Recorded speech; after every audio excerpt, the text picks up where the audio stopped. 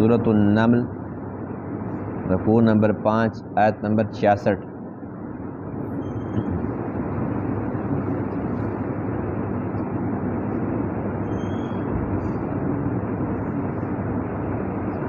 اعوذ باللہ من الشیطان الرجیم، بسم اللہ الرحمن الرحیم۔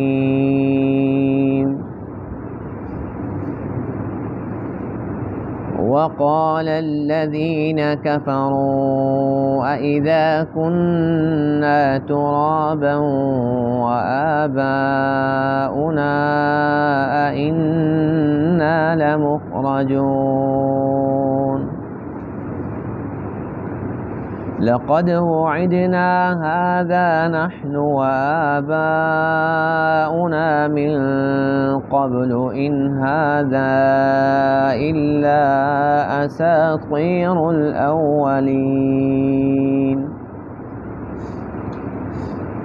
قل سيروا في الأرض فانظروا كيف كان عاقبة المجرمين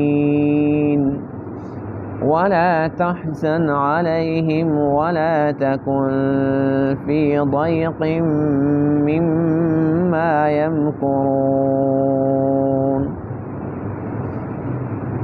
ويقولون متى هذا الوعد إن كنتم صادقين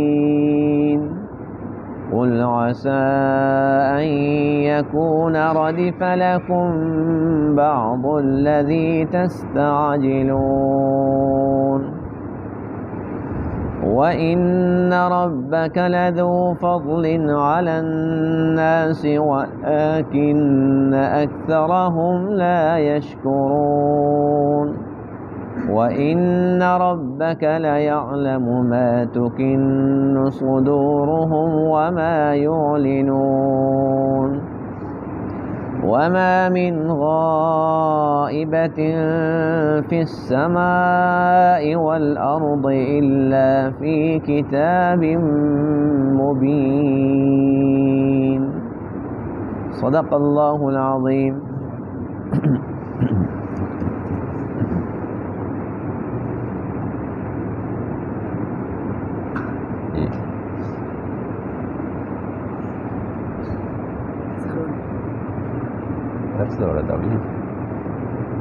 السلام علیکم۔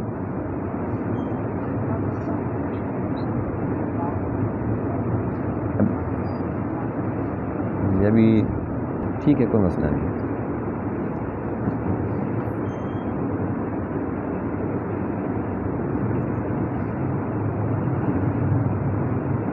آج کے درس میں آیت کریمہ میں کفار و مشرکین کے مرنے کے بعد کی زندگی اور قیامت کے انکار کا تذکرہ ہے۔ کفار و مشرکین کو جب یہ بات بتلائی جاتی کہ مرنے کے بعد پھر ایک زندگی ہے،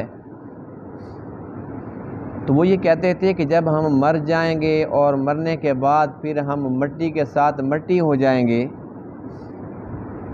تو یہ کیسے ممکن ہے کہ پھر دوبارہ ہم زندہ ہوں؟ اور دوسری بات وہ یہ کہتے تھے کہ جس بات سے آپ ہمیں ڈراتے ہو، بالکل اسی طریقے سے ہمارے آباء و اجداد کو بھی ڈرایا گیا، باپ کو، دادا کو، پردادا کو۔ ظاہر سی بات ہے کہ جب آقا علیہ السلام تشریف لائے تو اس سے پہلے جتنے نبی گزر چکے تھے، سب نبیوں کی دعوت یہی تھی کہ مرنے کے بعد اصل زندگی شروع ہوگی، اسی کی تیاری کر لو۔ تو وہ کہنے لگے کہ یہ تو پرانی باتیں ہیں، یہ پہلے لوگوں کی قصے کہانی ہے کہ مرنے کے بعد پھر ایک زندگی ہے، اللہ کے سامنے کھڑا ہونا ہے۔ بھئی ہمارے آباء و اجداد کو بھی ڈرایا گیا تو آج تک وہ زندہ ہوا؟ یعنی ان کا خیال یہ تھا کہ کوئی نہ کوئی زندہ ہوتا، پھر وہ آ کر بتاتا کہ جی میں مرنے کے بعد زندہ ہو گیا ہوں، تب ہمیں بھی یقین آ جاتا۔ تو اللہ فرماتے ہیں اس کا جواب یہ ہے کہ آپ ان سے پوچھئے کہ زمین میں چلو پھرو، اور جن لوگوں نے اللہ کے نبیوں کی بات نہیں مانی ان کا حشر، ان کا انجام تو دیکھو۔ جس طریقے سے آج تمہارے اندر تکبر ہے، اللہ اور اللہ کے نبی کی بات کو تم رد کر رہے ہو، جن لوگوں نے بھی نبیوں کی بات کو رد کیا ان کا انجام کیا ہوا؟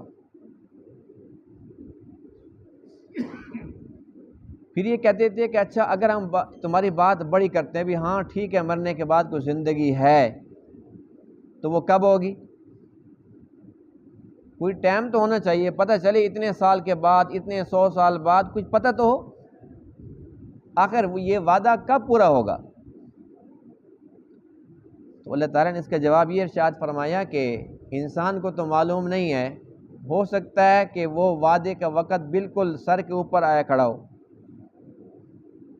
کیا پتہ کہ بالکل وقت قریب ہو، لیکن چونکہ ان کی آنکھیں نہیں ہیں، یہ اندھے ہیں اس معاملے کے اندر، انہیں کچھ نظر نہیں آ رہا، اس لیے کہتے ہیں کہ وہ وعدہ کب سچا ہوگا، کب پورا ہوگا۔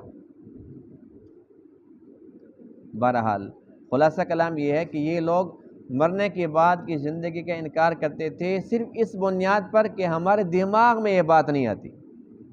ان کے دماغ میں یہ بات نہیں آتی تھی کہ جب ایک انسان مر گیا، اس کو قبر کے اندر بند کر دیا، پھر اس کی مٹی کے ساتھ وہ مٹی ہو گیا، اس کی ہڈیاں گل سڑ گئی، تو پھر کیا وجہ ہے کہ کیسے دوبارہ زندہ ہوگا؟ اور جن کے اندر ایمان کی دولت ہے ان کے لیے اس کا جواب بڑا آسان ہے کہ جس رب نے پہلے پیدا کر دیا تو دوسری بار پیدا کرنا کیا مشکل ہے، لیکن یہ بات تب سمجھ آئے گی جب ایمان ہوگا۔ وقال الذین کفروا، اور کہا ان لوگوں نے جنہوں نے کفر کا راستہ اختیار کیا، اذا کننا ترابا، کیا جب ہم مٹی ہو جائیں گے، وآباؤنا، اور ہمارے آباء و اجداد بھی مٹی ہو جائیں گے، انا لمخرجون، کیا ہم البتہ دوبارہ نکالے جائیں گے؟ لقد وعدنا هذا نحن وآباؤنا من قبل، البتہ تحقیق وعدہ کیا گیا اس چیز کا ہم سے اور ہمارے آباء و اجداد سے بھی، من قبل اس سے پہلے۔ ان هذا، یہ نہیں ہے، الا اساطیر الاولین، مگر پہلے لوگوں کی قصے کہانیاں، یہ کہانیوں کی باتیں، اس کا حقیقت سے کوئی تعلق نہیں ہے۔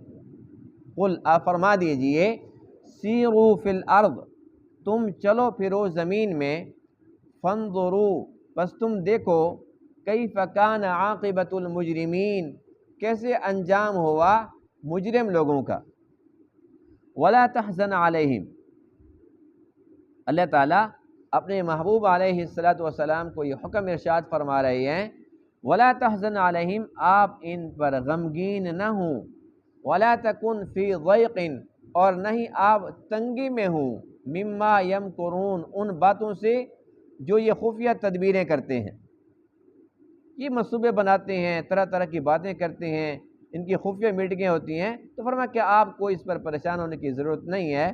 وَيَقُولُونَ، اور یہ کہتے ہیں، مَتَى هَذَا الْوَعْدُ، یہ وعدہ کب ہوگا، ان کنتم صادقین، اگر تم سچے ہو۔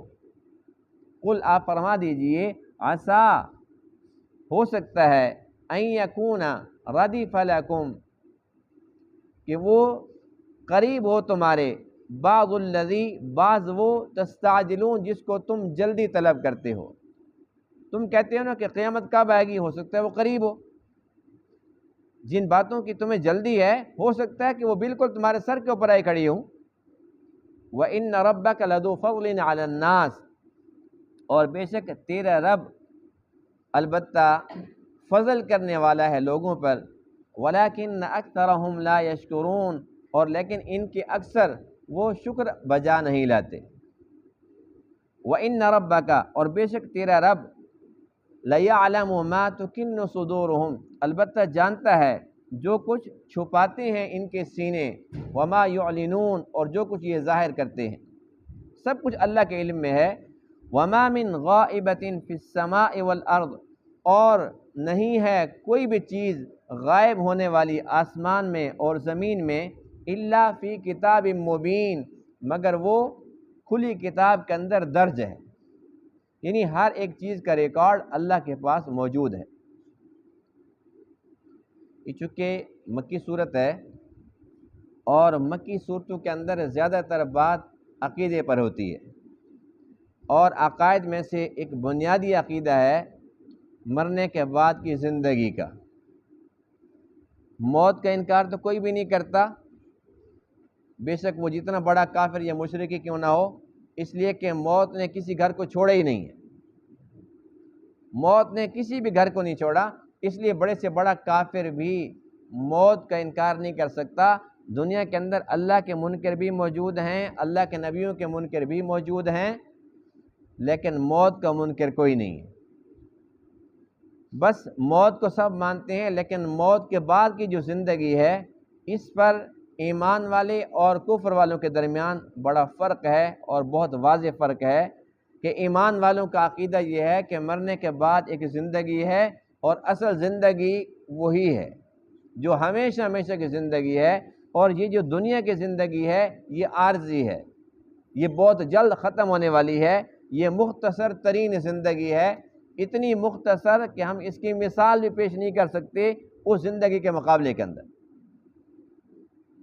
اور جو کافر ہیں وہ یہ کہتے ہیں کہ بس کھاؤ پیو اور اس کے بعد بس مر جاؤ، جس نے جتنی عیش کرنی ہے وہ کر لے، مرنے کے بعد کچھ بھی نہیں ہے۔ اب ان کے پاس کوئی دلیل نہیں ہے اور ہمارے پاس دلائل ہیں۔ سب سے بڑی دلیل تو یہ ہے کہ اللہ کی بات ہے، اللہ کے نبی کی بات ہے جو کہ حق سچ ہے، اور جہاں پر بات اللہ اور اس کے نبی کی آ جاتی ہے پھر وہاں پر ہم اپنے دماغ سے کچھ پوچھتے نہیں، ہم کہتے ہیں دماغ کی چھٹی، اس لیے کہ اگر دماغ کو ہم فوقیت دیتے ہیں جیسا کہ کفار و مشرکین نے دی، اب ان کا نظریہ کیوں ہے، اس کی وجہ کیا ہے؟ وہ یہ کہتے ہیں دیکھیں جی، ایک بندہ جب مر گیا، مرنے کے بعد اس کو قبر کے اندر بند کر دیا، اب اس کی جو لاش تھی وہ گل سڑ گئی، اس کی ہڈیاں بھی بوسیدہ ہو گئی، مٹی کے ساتھ وہ مٹی ہو گیا، تو یہ کیسے ممکن ہے کہ پھر دوبارہ زندہ ہو؟ تو اللہ فرماتے ہیں کہ اللہ کے لیے کیا مشکل ہے، اللہ تعالیٰ اس کو ایسے پیدا کرے گا جیسے اس نے پہلی بار پیدا کیا تھا، اور آج تو اس کا نام و نشان ہے کہ یہ فلانے کی قبر ہے، یہ فلانے کی ہڈیاں ہیں، یہ فلانے کی مٹی، کوئی چیز تو ہے یہ فلانے کی ہے، جب یہ فلانا ہی نہیں تھا، جب یہ ہڈیاں ہی نہیں تھی، تب اس کو کس نے پیدا کیا؟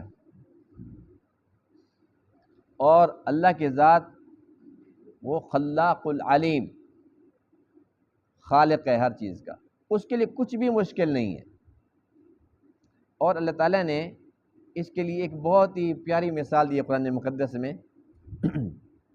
اللہ فرماتے ہیں کہ تمام انسانوں کا پیدا کرنا، ان کا مارنا، ما خلقکم ولا بعثکم، تمہارا سب کا پیدا کرنا اور پھر دوبارہ ان کو اٹھانا ایسے ہے الا کنفس واحدہ، جیسے ایک جان، یعنی کہ تمہاری نظر میں کہ اتنے ارب انسان، اتنے کھرب انسان قیامت تک ہو چکے ہوں گے، اللہ فرماتے ہیں میرے لیے ایسے ہے الا کنفس واحدہ، جیسے ایک انسان، یعنی کہ میرے لیے کچھ مشکل نہیں ہے، تمہارے لیے کھربوں انسان ہے، میرے لیے ایسے جیسے ایک انسان، اور نہ ایک مشکل ہے نہ کھربوں مشکل ہے۔ اللہ کے لیے کیا مشکل ہے؟ اب انسانی دماغ تو یہ کہتا ہے کہ ایک انسان اگر زندہ بھی ہو اور اس کو گڑھے کے اندر بند کر دو تو دم گھٹنے سے آکسیجن جب ختم ہو جائے گی تو اس نے مر جانا ہے، یعنی دماغ کی رسائی تو یہاں تک ہے کہ ایک زندہ انسان کو بند کر دو اس نے مر جانا ہے، لیکن ہم نے دماغ سے رہنمائی لینی نہیں اس موضوع پر، ہم نے اللہ اس کے رسول سے رہنمائی لینی ہے، جن کا پاک ارشاد یہ ہے کہ مرے ہوئے کو تم بند کرو ہم اس کو زندہ کر دیتے، اور وہاں سلسلہ شروع ہو جاتا ہے، فرشتے آتے ہیں، سوال و جواب شروع ہو جاتا ہے، پھر حدیث پاک میں ہے کہ تم اس قبر کو مٹی کا ڈھیر مت سمجھو، یا تو جنت کے باغوں میں سے ایک باغ ہے یا جہنم کے گڑھوں میں سے ایک گڑھا ہے۔ تو اس لیے مرنے کے بعد کی جو زندگی ہے وہ تو حق ہے۔ اب ان کے جو مشرکین کے جس طریقے سے شرک پر دلائل ہیں، دلائل کیا؟ ایک دلیل ہے، ایک ہی ہے جو ہمیشہ سے وہ دیتے آئے قد وجدنا علیہ آباءنا، شرک کیوں کرتے ہو؟ ہم نے اپنے بڑوں کو یوں ہی کرتے دیکھا۔ ہندو کا بچہ کہتا ہے جی میں اس لیے اس کو بھگوان مانتا ہوں کہ میرا باپ مانتا تھا۔ باپ سے پوچھو تو کیوں مانتا ہے؟ میرا باپ مانتا تھا۔ بھئی اس سے پوچھو، وہ کہتے ہیں میرا باپ مانتا تھا۔ وہ سب کے باپ یہ کام کرتے رہے، اس کو مجبوراً کرنا پڑ گیا۔ تو ان کے پاس جو دلیل ہے اس بات کی، اب وہ بھی تو ہم نے قرآن میں پڑھی ہے تو بڑی حیرت ہوئی۔ کہنے لگے کہ ایک تو یہ کہ جب ہم مٹی ہو جائیں گے پھر ہم دوبارہ کیسے زندہ ہوں گے؟ ہمارے آباء و اجداد مٹی ہو جائیں گے پھر کیسے زندہ ہوں گے؟ دوسری بات یہ کہ یہ بات تو ہمارے باپ دادوں کو بھی بتائی گئی تھی۔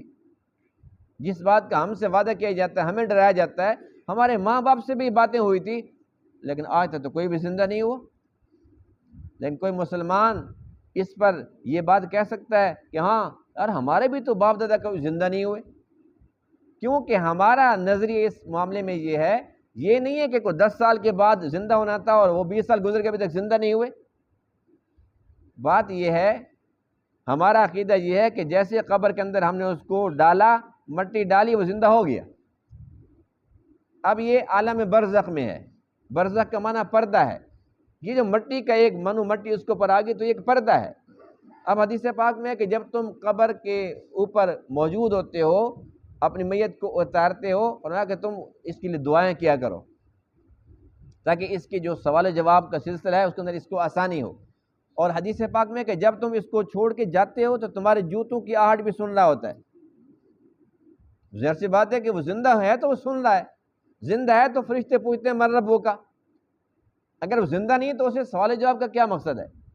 پھر آقا علیہ السلام فرماتے کہ تم قبرستانوں میں جایا کرو عبرت حاصل کرنے کے لیے، ہونا کہ جا کر تم سلام کیا کرو، السلام علیکم یا اہل القبور۔ اب یہ سلام آقا علیہ السلام نے کبھی فرمایا کہ تم درختوں کو کیا کرو، تم پہاڑوں کو کیا کرو؟ نہیں، ان مردوں کو کیا کرو، کیونکہ وہاں جا کر یہ مردے زندہ ہیں، تمہارا سلام سنتے ہیں اور انہیں معلوم ہو جاتا ہے کہ کون آیا ہے۔ جب تم کچھ پڑھتے ہو تو ان کی روحیں خوش ہو جاتی ہیں۔ لیکن یہ باتیں کفار و مشرکین کو سمجھ آنے والی نہیں ہیں، بس ان کی سوئی وہیں اٹکی ہوئی ہے کہ جب ایک بندہ گل سڑ گیا، وہ مر گیا، اس کی ہڈیاں ختم ہو گئی، مٹی کے ساتھ مٹی ہو گیا، تو یہ کیسے ہو سکتا ہے؟ ہم کہتے ہیں کہ جب بات اللہ اس کے محبوب کی آ گئی تو سب کچھ ہو سکتا ہے اور ہوتا ہے۔ اور یہ لوگ جو بڑی بڑی ڈینگیں مارتے تھے، اللہ فرماتے ہیں کہ ان سے پہلے بھی بڑے لوگ متکبر دنیا کے اندر آئے، لیکن ان سے پوچھئے سیرو فی الارض، زمین میں چلو پھرو، فانظروا، پھر دیکھو کیف کان عاقبۃ المجرمین، مجرم لوگوں کا انجام کیسا ہوا ہے۔ آج کوئی ہے؟ کوئی بھی نہیں۔ پھر یہ کہتے ہیں کہ اچھا اگر اللہ کا یہ وعدہ ہے تو یہ کب پورا ہوگا؟ اللہ فرماتے ہیں عسیٰ ان یکون ردیف لکم۔ ردیف عربی زبان میں اس کو کہتے ہیں جیسے ایک سواری پر دو بندے بیٹھے ہوں، جو پچھلا ہوتا ہے یہ ردیف ہوتا ہے۔ یعنی کہ پہلے دور میں تو اونٹ، گھوڑا، گدھا، خچر یہ سواریاں ہوتی تھی۔ آج کے دور میں موٹر سائیکل سمجھ لو، دو بندے بیٹھے ہیں، پچھلا ردیف ہے، یعنی اتنا ساتھ ملا ہوا ہے۔ تو اللہ فرماتے ہیں کہ یہ جس وقت کے متعلق پوچھ رہے ہیں کہ وہ وعدہ کب سچا ہوگا، وہ وعدہ کب ہوگا، اگر یہ سچے ہیں تو بتائیں ہمیں۔ تو اللہ فرماتے ہیں کہ ہو سکتا ہے کہ جس کی تمہیں جلدی ہے وہ تمہارا ردیف ہو، جیسے تم آگے بیٹھے ہو تو بالکل تمہارے پیچھے ہو اور تمہیں خبر ہی نہیں۔ قیامت کے متعلق یہ لوگ پوچھا کرتے تھے قیامت کب آئے گی؟ یسألونک عن الساعۃ ایان مرساہا، کب آئے گی قیامت؟ تو اس کے ایک جواب تو بہترین ہے، فیما انت من ذکرہا، کہ تمہیں اسے کیا غرض ہے، جب تم مانتے نہیں ہو وہ جب بھی آئے۔ دوسرا جواب حدیث پاک میں ہے کہ من مات فقد قامت قیامت، جو مر گیا اس کی تو قیامت آ گئی۔ یہ قیامت کبریٰ، قیامت صغریٰ ہے، جو مر گیا اس کا تو سلسلہ شروع ہو گیا، اور اس کا تو تم انکار کر نہیں سکتے قیامت صغریٰ کا، تو قیامت کبریٰ کا انکار بھی تم نہیں کر سکتے۔ قیامت تو آنی ہے۔ رہی یہ بات کہ اللہ کا قرآن یہ کہتا ہے لعل الساعۃ تکون قریبا، ہو سکتا ہے کہ وہ قریب ہو۔ ہم کہتے ہیں قرآن جب اتر رہا تھا اس کو 15 صدیاں گزر گئی، یہ کیسے قریب ہے، ابھی تک تو آئی نہیں۔ دماغ میں بات تو آتی ہے نا، اس وقت بھی قرآن کہتا تھا کہ قریب ہے، آج بھی قرآن کہتا ہے کہ یہ قریب ہے، تو یہ کیسے قریب ہے؟ ہمیں تو بات سمجھ نہیں آ رہی، ہم تو اندازے لگاتے ہیں کہ ابھی بھی پتہ نہیں کتنے 100 سال کتنی صدیاں اور ہوں گی دنیا کی زندگی، اس کے بعد پھر یہ ختم ہوگا سلسلہ، اس کے بعد پھر قیامت قائم ہوگی، تو یہ قریب کیسے ہے؟ تو اس کا جواب بڑا آسان ہے کہ دیکھیے یہاں سے دریا خان یا یہاں سے ڈیرہ اسماعیل خان کا سفر لگا لو، یہ علاقے ہمارے بکر کے قریب ہیں۔ اب ایک ہے ایک انسان کا پیدل دریا خان تک ڈیرہ اسماعیل خان تک جانا، ایک ہے چیونٹی کا جانا، سفر تو ایک ہی ہے۔ اگر چیونٹی جائے گی تو اس کے لیے یہ 100 کلومیٹر بن جائے گا، جو 20 کلومیٹر ہمارے لیے اس کے لیے بھی وہی ہے، لیکن چیونٹی کہتی ہے بہت دور ہے، اور انسان جس میں ہمت ہو وہ کہتے ہیں یہ دریا خان ہے، میں پیدل بھی جا سکتا ہوں۔ اور بہت چند عرصہ پہلے کی بات ہے کہ بہت سارے لوگ پیدل آتے تھے جاتے تھے، یہ تو اب ہر بندے کے پاس موٹر سائیکل ہے، سواریاں ہو گئی ہیں اور راحت کا سامان مل گیا، سہولیات ہو گئی ہیں، لوگ پیدل جاتے نہیں تھے۔ تو ایک انسان کے لیے وہی سفر یہ دریا خان، اور چیونٹی کہتی ہے کہ وہ دریا خان، بس یہ ایک مثال ہے۔ اسی طریقے سے ہم کہتے ہیں کہ وہ قیامت بہت دور ہے، اور اللہ چونکہ بڑے ہیں، یہ تو ہماری اور چیونٹی کی پھر بھی کوئی مثال تو پیش کر سکتے ہیں نا، بھی چیونٹی چھوٹی ہے اور ہم اس سے بڑے ہیں، لیکن اللہ تو پھر اللہ اکبر، اکبر من کل شیء، وہ تو سب سے بڑا ہے۔ تو اس کے لیے تو ایسے ہے کہ یہ قیامت ہے، جیسے انسان کہتے ہیں یہ دریا خان، یہ تو پھر انسان ہے، اور وہ تو رب ہے، وہ کہتے ہیں یہ قیامت قریب ہے۔ تو اس کے بعد سچی ہے کہ جھوٹی ہے؟ ہم چھوٹے ہیں، ہماری سوچ چھوٹی ہے، ہمیں یہ باتیں سمجھ نہیں آتی، اس لیے اگر ہمیں یہ بات سمجھ نہیں آتی تو ہمیں اپنے آپ کو یہ سمجھانا ہوگا کہ قیامت صغریٰ تو ہے ہی، موت کی تلوار تو لٹک رہی ہے، معلوم نہیں ہے کہ ابھی ہو جائے، کل ہو جائے، پرسوں ہو جائے، کیا معلوم؟ جس کا بلاوا آتا ہے اس کو کیا غرض کہ دجال کب آئے گا، عیسی علیہ السلام کا ظہور کب ہوگا، یجوج مجوج کب آئے گی؟ اس کا تو سلسلہ ختم ہو گیا، اس سے اس کی تو قیامت آ گئی، اس کو تو بس اٹھایا جائے گا کہ اٹھو حشر کے میدان میں چلو۔ یہ تو وہ جو اس وقت موجود ہوں گے وہ دیکھیں گے دجال کا منظر، وہ دیکھیں گے امام مہدی کو، وہ دیکھیں گے عیسی علیہ السلام کو، یہ ان لوگوں کے لیے ہے۔ حق سچ ہے، لیکن ضروری نہیں کہ یہ سارا کچھ ہم دیکھیں۔ ایمان سب چیزوں پر ہے، لیکن جس کے نصیب میں جو وقت ہے، جو دورانی ہے، اس نے تو وہی پانا ہے۔ تو ہمیں اس سے غرض نہیں ہے کہ دجال کب آئے گا، ہم اس کے لیے تیاری کریں، بس یہ فتنہ ہم اس کے لیے دعا کریں، یا اللہ اس فتنے سے ہمیں محفوظ رکھ، اس سے پہلے اٹھا لیں، ہمیں ایمان کی سلامتی کے ساتھ چلے جائیں، تب تو ایمان بڑا خطرے میں ہوگا، ایمان کو بچانا بڑا مشکل ہوگا۔ اس لیے ہر ایک انسان پر لازم ہے جو قیامت کو یا مرنے کے بعد کی زندگی کو مانتا ہے، اس کے لیے بھی اسے تیاری کر لیں۔ دیکھو جو نہیں مانتے ان کی زندگی اور جو مانتے ہیں ان کی زندگی اگر ایک جیسی ہے تو کیا فرق ہے؟ وہ نہیں مانتے، وہ نہ مان کے اگر جہنم میں جائیں گے تو ان کا حق ہے، لیکن ہم مانتے ہیں اور اس کے باوجود اگر ہم جہنم میں جائیں اس جرم کے اندر کی تیاری کیوں نہیں کی تھی؟ تم کیسا مانتے تھے؟